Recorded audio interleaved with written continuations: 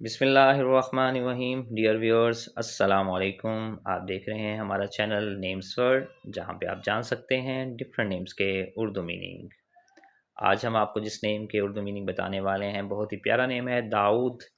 तो इससे पहले कि हम आपको इस नेम के मीनिंग बताएं, अगर अभी तक आपने हमारा चैनल सब्सक्राइब नहीं किया तो जल्दी से हमारा चैनल सब्सक्राइब कर लें और बेल आइकन को प्रेस कर दें।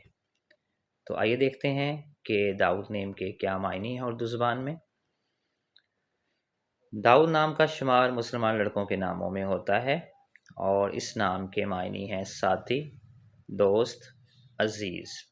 जैसे कि आप जानते हैं कि दाऊद नेम हज़रत दाऊद अलैहिस्सलाम का नेम है, बहुत ही प्यारा नेम है, जो कि आप अगर ये नेम रखना चाह रहे हैं बच्चों का तो बहुत प्यारा नेम है।